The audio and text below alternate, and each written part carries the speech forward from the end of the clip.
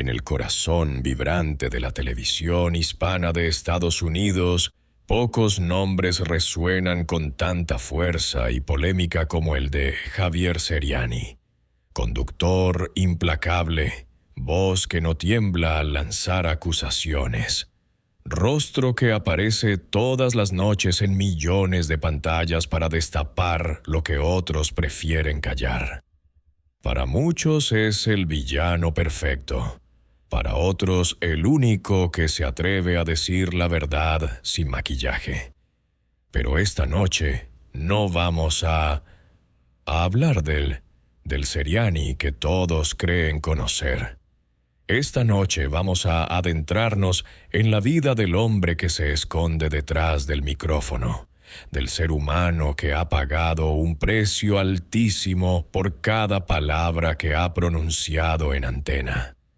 Prepárate, porque lo que vas a escuchar no lo encontrarás en ninguna entrevista oficial, ni en las revistas del corazón que él mismo ha destrozado una y otra vez. Lo que viene a continuación es la historia real de Javier Seriani, contada con la crudeza que él mismo siempre ha exigido a los demás, y comienza, como todas las grandes tragedias, con una herida que nunca cerró. La tristeza más profunda que Javier Seriani lleva grabada en el alma no tiene que ver con demandas millonarias, ni con amenazas de muerte, ni siquiera con las veces que lo han sacado en camilla de un canal por ataques de pánico. No. La herida que aún sangra cuando nadie lo ve se llama Vanessa Seriani, su hermana menor, la única persona en el mundo que lo conoció antes de que se convirtiera en el monstruo mediático que hoy todos juzgan. Vanessa todavía vive en la misma casa de Lanús donde crecieron. Un barrio obrero de Buenos Aires, donde los sueños suelen quedarse atrapados entre las rejas y el humo de los asados de los domingos. Ella guarda en su cuarto un álbum de fotos que Javier nunca ha querido volver a abrir. Allí está él a los 23 años, flaco, con el pelo largo teñido de rubio oxigenado, vestido con una camisa brillante que le quedaba grande, parado frente al espejo del baño de su madre antes de salir a buscar trabajo en radios de segunda categoría. En esas fotos todavía se le ve la mirada limpia, la ilusión intacta. Vanessa recuerda que Javier se iba a las 5 de la mañana y regresaba a las 2 de la madrugada. A veces sin un peso en el bolsillo, a veces con un sándwich de milanesa que le regalaba algún productor compasivo. Durante casi 6 años, Javier vivió completamente solo en Miami. Llegó con una valija rota y el teléfono de un primo lejano que nunca contestó. Alquiló un cuarto en Hialeah, donde compartía baño con 8 inmigrantes más. Por las noches, cuando terminaba de limpiar mesas en un restaurante argentino de la calle 8, se sentaba en la acera y hablaba por teléfono con Vanessa. Lloraba tanto que ella tenía que taparse la boca para que su madre no escuchara. «No aguanto más, Vanessa. Aquí nadie me conoce, nadie me quiere. Siento que me estoy muriendo despacito», le decía con la voz rota. Vanessa, que en ese entonces tenía apenas 17 años, le prometía que todo iba a cambiar, que él era talentoso, que pronto lo iban a descubrir. Pero Javier ya no creía en nada. El punto más oscuro llegó en el año 2001. Javier había conseguido un pequeño segmento en una radio AM que nadie escuchaba. Cobraba $50 por programa y con eso pagaba el alquiler. Una noche de diciembre, después de salir del aire, caminó hasta el MacArthur Causeway y se quedó mirando el agua negra durante horas, llevaba en el bolsillo una carta que nunca envió. En esa carta le pedía perdón a su madre por no haber sido el hijo que ella soñó. Le agradecía a Vanessa por haber sido su único puente con la cordura y se despedía. Vanessa guarda esa carta hasta el día de hoy, doblada dentro de la Biblia familiar. Cuando la lee, todavía se le quiebra la voz exactamente en la misma frase. Si mañana no estoy, no me busquen, ya no soy útil para nadie. Lo que salvó a Javier aquella noche no fue una llamada providencial ni una epifanía repentina. Fue algo mucho más terrenal y doloroso, el recuerdo de Vanessa llorando el día que él se fue al aeropuerto. Recordó cómo ella se había aferrado a su cintura y le había suplicito que no se fuera, que se quedara en Argentina, que buscara trabajo en la radio de Lanús, aunque ganara poco. Recordó que le había prometido que iba a triunfar para sacarla a ella y a su madre de la pobreza. Ese recuerdo fue más fuerte que el impulso de saltar. Regresó caminando al cuarto mugriento, se metió en la cama sin quitarse los zapatos y lloró hasta que se quedó dormido. Años después, cuando Javier ya era el conductor estrella de El Gordo y la Flaca, y luego de Kiss Me No Like, Vanessa voló a Miami por primera vez. Fue en 2015. Javier la llevó a cenar al Versailles y le presentó a todos como mi reina. Pero cuando llegaron al apartamento de Brickell, alto, lujoso, con vista al mar que tanto había odiado en sus noches más negras, Vanessa se derrumbó. Se sentó en el piso de mármol y empezó a llorar sin consuelo. Javier se asustó. Pensó que algo malo había pasado en Argentina. «¿Qué te pasa, Vanesita?», le preguntó arrodillado frente a ella. Y ella, entre sollozos, le contestó: «Aquí estás tú, Javi, pero yo te perdí hace mucho tiempo. El hermano que se sentaba conmigo en el patio a comer facturas ya no existe. Lo mataste para convertirte en esto». Esa fue la única vez que alguien vio a Javier Seriani llorar en público después de haberse hecho famoso. Vanessa cuenta que él se quedó mudo, con la cara hundida entre las manos, temblando. No supo qué decirle, porque en el fondo sabía que era verdad. El precio de llegar a la cima había sido enterrar al Javier de Lanús tan profundo que ya no sabía cómo sacarlo a la superficie. Javier Seriani nunca ha presentado oficialmente a ninguna pareja en casi 30 años de carrera. Ni una foto en Instagram, ni una mano entrelazada en una alfombra roja, ni una dedicatoria sospechosa en redes sociales. Absolutamente nada, y no es por falta de oportunidades. Actrices, modelos, cantantes, presentadoras, hasta una ex Miss Universo han pasado por su vida. Pero ninguna ha logrado romper la muralla que él mismo construyó alrededor de su corazón. Las pocas personas que han estado cerca de él en Miami saben que Javier mantiene 2 teléfonos. Uno público, el que todos tienen, lleno de contactos de famosos y productores. Y otro privado, con un solo número guardado bajo el nombre No Contestar Nunca. Ese número pertenece a Lucía, la mujer que casi lo hace abandonar todo en 2008. Lucía era maquilladora en Univisión. Entraba al camerino de Javier todas las tardes con su maletín lleno de brochas y una sonrisa tímida que contrastaba con la energía explosiva del conductor. Al principio, él la ignoraba. como ignoraba a casi todo el mundo que no le servía para avanzar en su carrera.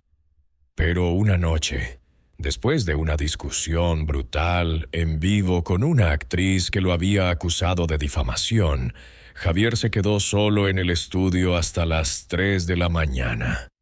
Lucía, que había regresado porque se le olvidó una base de maquillaje, lo encontró sentado en el suelo del pasillo, con la cabeza entre las rodillas, temblando de rabia y agotamiento.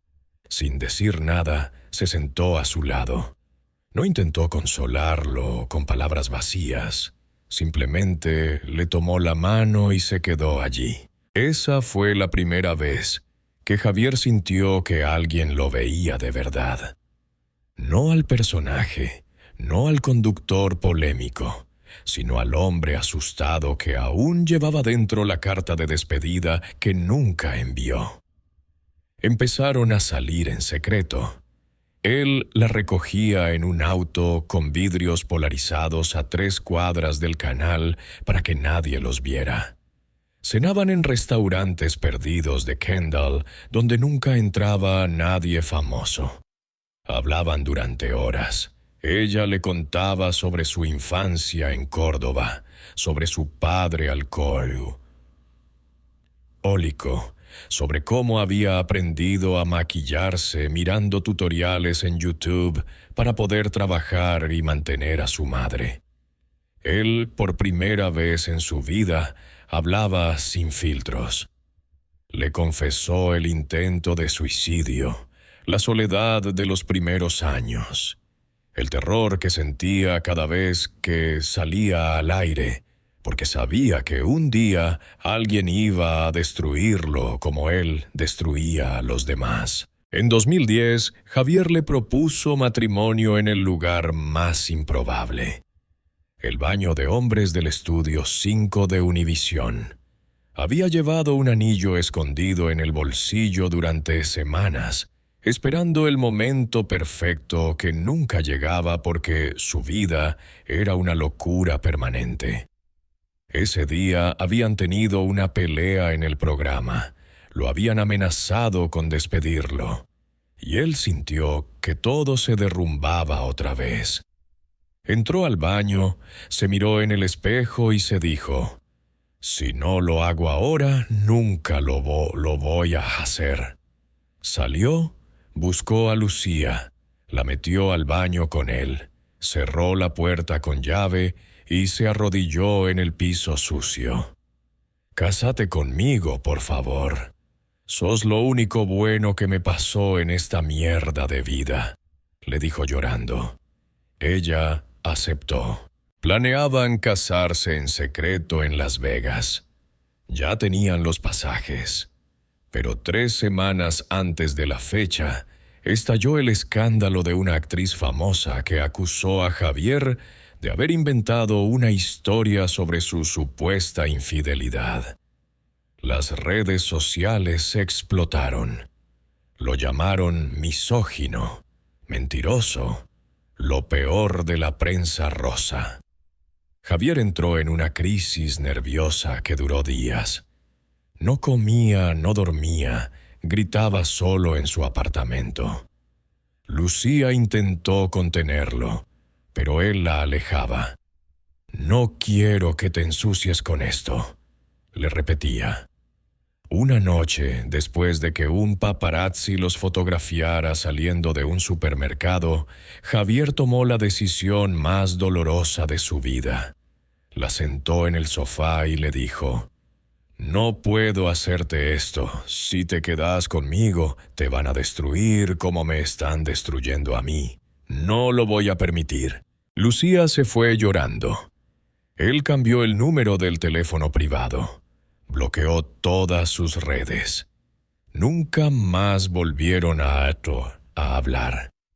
Años después, alguien le contó que ella se había casado con un médico y tenía 2 hijos. Javier sonrió con amargura y dijo: «Bien por ella, se salvó». Desde entonces ha tenido relaciones esporádicas, siempre con la misma condición: Nada de fotos, nada de presentaciones, nada de futuro.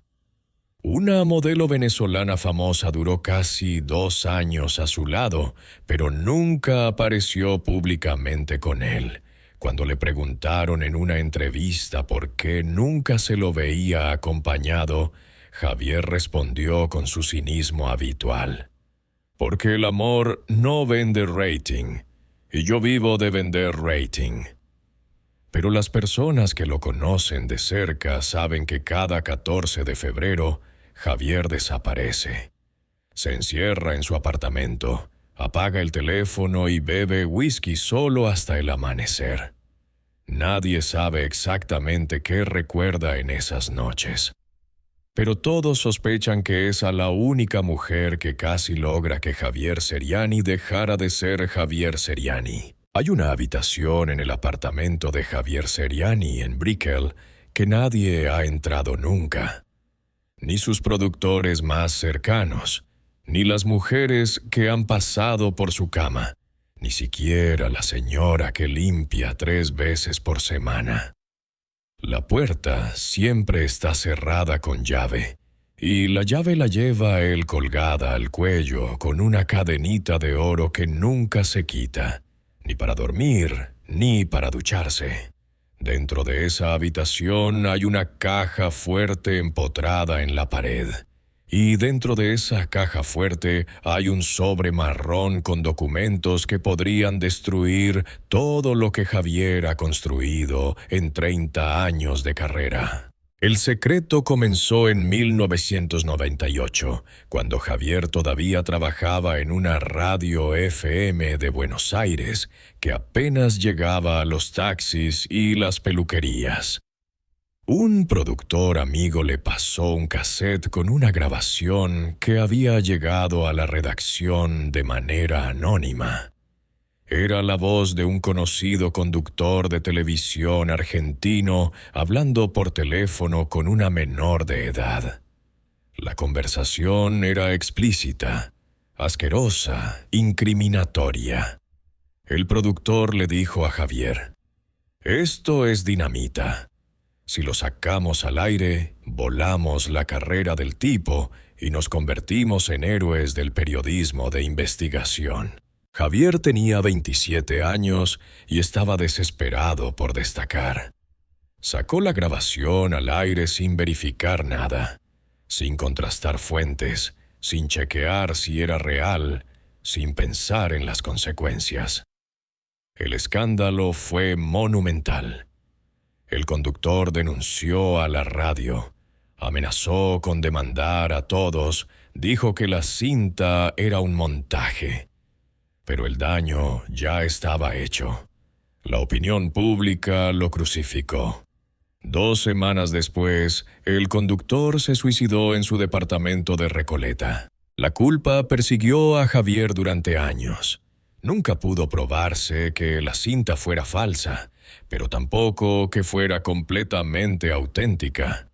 Hubo rumores de que había sido editada, de que alguien quería sacarse de encima al conductor por motivos políticos. Javier nunca investigó más.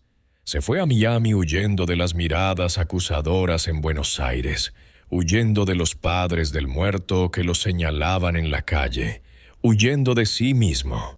Los documentos que guarda en la caja fuerte son las copias originales del peritaje que se hizo años después, cuando la familia del conductor suicida contrató detectives privados.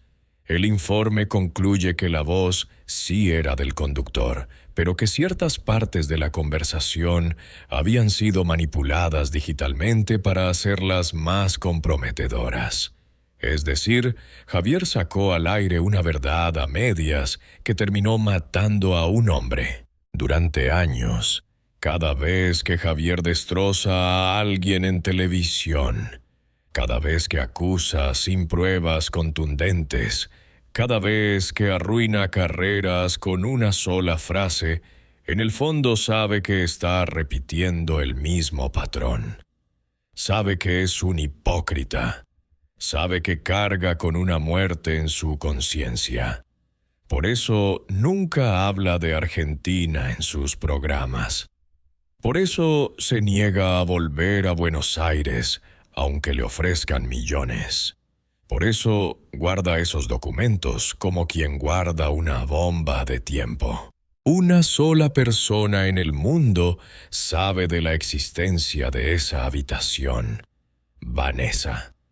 Ella fue quien lo encontró una noche borracho, sentado en el piso frente a la caja fuerte abierta, llorando con los papeles en la mano. Javier le hizo jurar que si algún día él moría, quemara todo sin leerlo. Vanessa aceptó. Pero cada vez que habla de su hermano en privado, siempre termina diciendo la misma frase con la voz temblando. Javi lleva un muerto en la espalda, y ese muerto lo está comiendo vivo desde hace 27 años. Esa es la cruz que Javier Seriani carga en silencio, mientras sonríe a la cámara y destroza vidas ajenas. Esa es la razón por la que nunca duerme más de 3 horas seguidas. Esa es la verdad que explica por qué, detrás del hombre más temido de la televisión hispana, se esconde un ser humano roto que aún no ha encontrado la forma de pedir perdón a un fantasma. Cuando Javier Seriani entra al estudio de Chisme No Like a las 6 de la tarde, el aire cambia de temperatura. Los maquilladores caminan más rápido, los productores bajan la voz, los invitados de último minuto sienten que se les seca la garganta.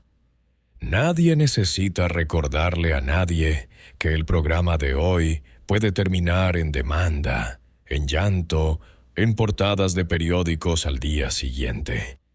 Y aún así, nadie se atreve a decirle que no. Porque Javier no solo conduce el programa. Él es el programa.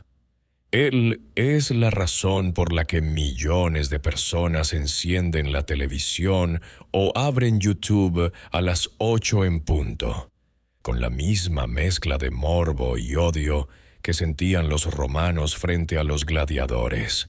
El peso de ser el malo empezó a aplastarlo de verdad en 2018, cuando Univisión decidió no renovarle el contrato después de 15 años. Lo sacaron por la puerta de atrás, sin despedida, sin homenaje, sin siquiera un comunicado oficial. Para el público parecía que Javier había ganado. Se fue a YouTube y en menos de un año superó los números que nunca alcanzó en televisión tradicional. Pero en privado, esa traición le abrió una herida que aún supura. Durante meses no pudo dormir sin pastillas. Se despertaba a las 4 de la mañana, convencido de que alguien estaba golpeando la puerta para matarlo. Instaló cámaras en todo el apartamento. Contrató seguridad privada las 24 horas. Cambió 3 veces de auto porque estaba seguro de que lo seguían. La presión no viene solo de afuera. Viene de adentro, de saber que cada palabra que dice puede costarle millones en abogados o terminar con su nombre trending mundial por las razones equivocadas.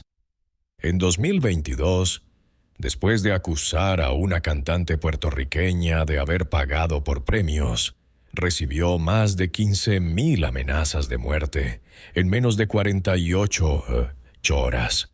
Una de ellas incluía la foto de su edificio, tomada desde el balcón de enfrente, con un mensaje que decía: «Te estamos viendo, hijo de puta». Javier no salió de su casa durante 11 días. Comía delivery, trabajaba desde la computadora, transmitía el programa desde un fondo verde que simulaba el estudio. Cuando finalmente volvió al set real, tenía las ojeras tan profundas que el maquillaje no alcanzaba a cubrirlas. Los ataques de pánico se volvieron rutina. Le dan en los lugares más inesperados. En el supermercado, cuando alguien lo reconoce y empieza a insultarlo en voz alta. En el gimnasio, cuando un fan le pide una selfie y de pronto siente que no puede respirar en plena transmisión en vivo cuando lee un comentario que dice: «Ojalá te mueras como el perro que eres». Ha tenido que salir del aire 4 veces en los últimos 3 años, con la cámara todavía encendida, doblado sobre sí mismo mientras el equipo improvisa cortes comerciales de 15 minutos. Nadie lo graba en esos momentos porque todos saben que si se filtra, Javier los despide en el acto. Pero lo que realmente lo está matando no son las amenazas ni los ataques de pánico. Es la certeza de que ya no puede parar. Porque si para, si un solo día decide no decir la bomba, no lanzar la acusación, no destrozar a alguien, el algoritmo lo entierra. Los views caen. Los patrocinadores se van y todo lo que construyó con sangre y lágrimas se derrumba en una semana.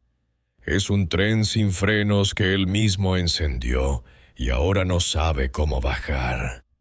Cada mañana se despierta con la misma pregunta que nunca responde en voz alta.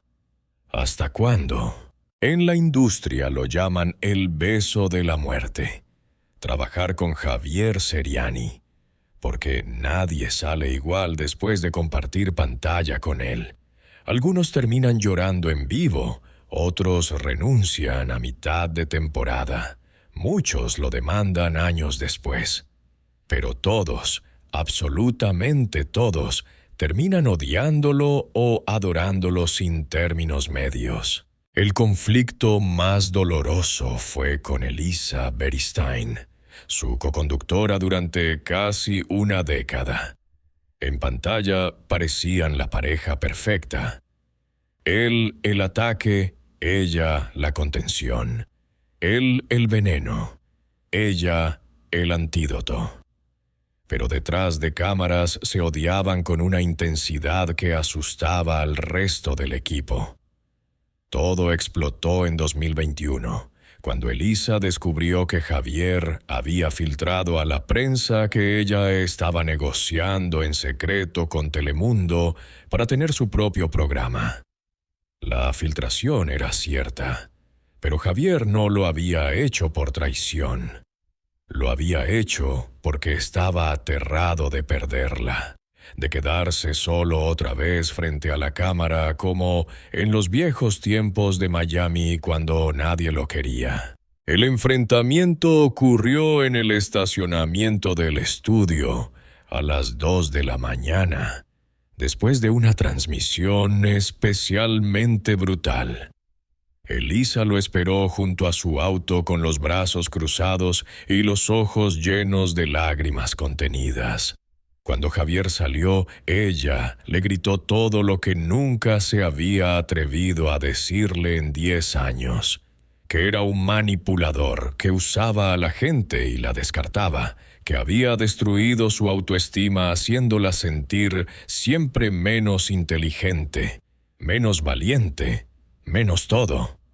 Javier intentó defenderse, pero en el fondo sabía que cada palabra era verdad. Terminó llorando apoyado contra el capó del auto mientras Elisa se iba manejando a toda velocidad. Otro episodio que aún duele fue con una joven productora mexicana que entró al equipo en 2019 llena de ilusión. Javier la humilló en una reunión delante de 20 personas porque había cometido un error mínimo en el guión. La llamó inútil, muerta de hambre, una vergüenza para su país. La chica renunció esa misma tarde y 2 meses después intentó suicidarse. Cuando Javier se enteró, no fue al hospital. Mandó flores y una tarjeta que decía perdón. La chica guarda esa tarjeta en una caja junto a las pastillas que casi la matan. Incluso con los que todavía trabajan con él hay heridas abiertas. El camarógrafo principal, un cubano que lleva 15 años a su lado, no le dirige la palabra fuera del aire desde que Javier lo acusó en vivo de haberle robado una idea para un segmento. Era mentira, Javier lo sabía, pero necesitaba rating esa noche y sacrificó a su amigo más leal sin pestañear. Ahora se comunican solo por gestos y notas. El silencio entre toma y toma es tan denso que se podría cortar con cuchillo. El odio público llegó a su punto más alto en noviembre de 2023, después de que Javier acusara a una actriz colombiana de haber fingido un cáncer para ganar simpatía. La actriz mostró los resultados médicos, demostró que todo era real, y el mundo entero cayó encima de Seriani como una avalancha. Lo cancelaron en redes, le cerraron cuentas de publicidad. Marcas que lo patrocinaban desde hacía años cortaron relación de un día para otro. Por primera vez en su vida, Javier vio su nombre acompañado de la palabra cáncer en millones de tweets que pedían que él fuera el que se muriera. Durante 3 semanas no salió de su apartamento. No contestaba llamadas, no abría las cortinas, veía las noticias en mute porque no soportaba escuchar su propio nombre. Comía una vez al día, lo que encontrara en la nevera. Perdió 12 kilos. Su madre lo llamó desde Argentina llorando, suplicándole que dejara todo y volviera a casa. Vanessa tomó un vuelo de emergencia y se quedó con él 15 días, durmiendo en el sofá porque Javier no la dejaba entrar a su habitación. Lo encontró sentado en el piso del baño, rodeado de pastillas para dormir, mirando fijamente la pared. Lo que nadie vio fue que en esos días escribió una carta de despedida mucho más larga que la de 2001. Esta vez no era para su familia, era para su público. En ella pedía perdón por cada vida que había dañado, por cada mentira que había amplificado, por cada dolor que había causado a cambio de 1 minuto más de fama. La carta tenía 27 páginas. La guardó en el mismo sobre marrón que contiene los documentos del suicidio argentino. Aún está allí. Cuando finalmente volvió al aire, lo hizo con la voz temblorosa y los ojos rojos. Dijo que había estado enfermo, nada más. Pero quienes lo conocen vieron la diferencia. Por primera vez en 30 años, Javier Seriani tenía miedo de verdad. No miedo a las demandas ni a las amenazas. Miedo a mirarse al espejo y reconocer al monstruo que había creado. La reconstrucción empezó muy despacio, casi en secreto. En enero de 2024, Javier hizo algo que nadie esperaba. Invitó a la actriz colombiana a su programa.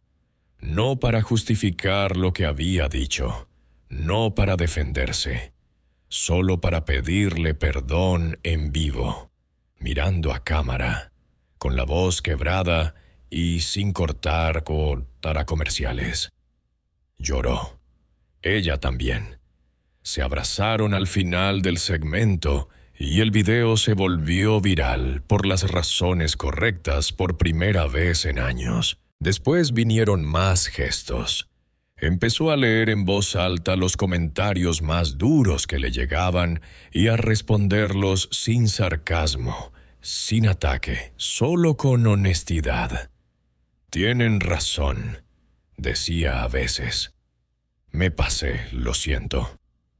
Contrató a una terapeuta que lo visita 3 veces por semana en su casa. Instaló un buzón físico en la entrada del estudio donde la gente puede dejar cartas anónimas. Las lee todas, aunque duelan. En mayo de 2025 lanzó un segmento nuevo los viernes llamado La Mesa de la Verdad. Allí invita a personas a las que ha dañado en el pasado y les da el micrófono completo, sin interrupciones, sin edición.